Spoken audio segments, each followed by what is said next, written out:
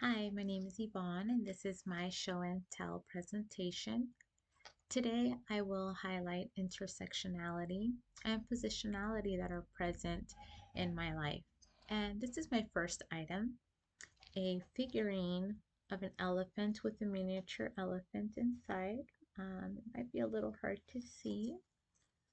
I'll do my best to show it around. And you can kind of see it. And this is an important piece that I have actually keep it in my desk area so that it can be a gentle reminder throughout the day. To me, this represents how we all carry our inner child. Um, I have always loved elephants for their sense of community, their matriarchal society, and the psychological similarities shared between them and us humans. I have many elephant figurines.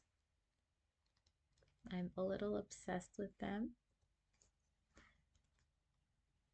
As you can see, I also have some stuffed elephants, and also I have them in jewelry. As you can see, I have my elephant ring. Um, and I also incorporate them in paintings that I've made. When taking care of our inner child, we realize that most of our traumas and challenges are rooted in childhood, an important time, if not the most important time, where we learn, develop, and create the wiring in our brains that guide us and protect us for the majority of our lives. Oftentimes, we navigate our teenage and young adult years in autopilot until we gain insights into our behaviors and begin to question why we behave or react a certain way. This leads me to discuss intersectionality, as I am a Latina woman, daughter of immigrant parents. I am a first generation born in the United States. I was born and raised here in Houston. And at a young age, many great expectations were bestowed upon me by both my parents and family. Anything from translating documents, which many times exceeded my grade level reading.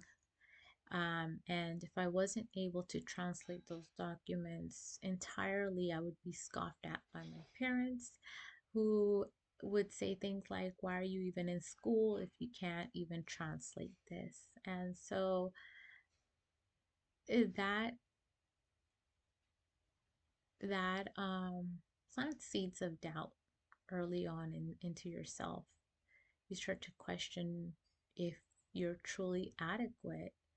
And that is something unfortunate that our parents do a lot of times, and many times they do it without realizing how impactful that can be.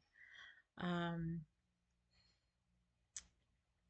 Another responsibility that many children of immigrants hold is that we have to help our parents understand the American culture and how to assimilate to the cultural norms here.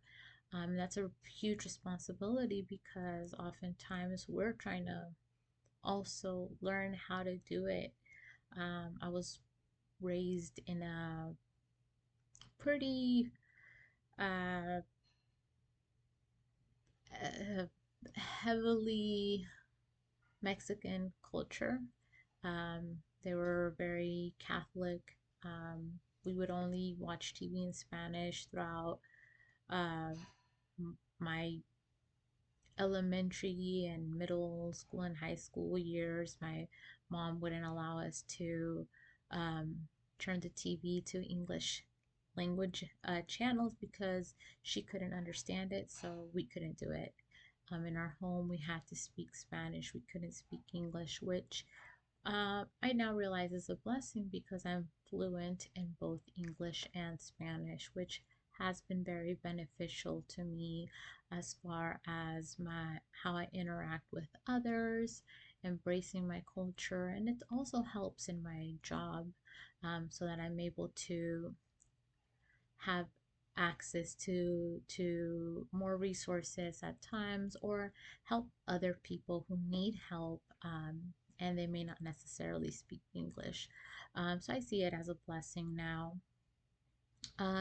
In addition to those things, there is also the fact that they sacrifice their own hopes and dreams by coming to a new country that could offer them a better future. And they do this by contributing with hard physical labor.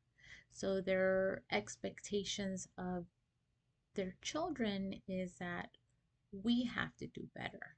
They're doing work that breaks their back, and we should be able to go to school and get higher education and have better jobs, professional jobs. So anything less than that is met with disappointment. Um, there is no room for mistakes to be done, and oftentimes it feels like we have to be perfect. Anything less than that is unacceptable to them, um, and most often they're not shy to let us know that, um, they've worked really hard for us to have a better future, and that, well, what are we doing wasting time and energy and effort that we should be doing better with our lives, and that's hard to those expectations are hard to meet oftentimes. um And this leads me to positionality. Being a young Latina woman is often hard. It's often hard to identify with culture. There is a strong pushback from the perspective of the U.S. culture and cultural norms that tell us we will never be American enough.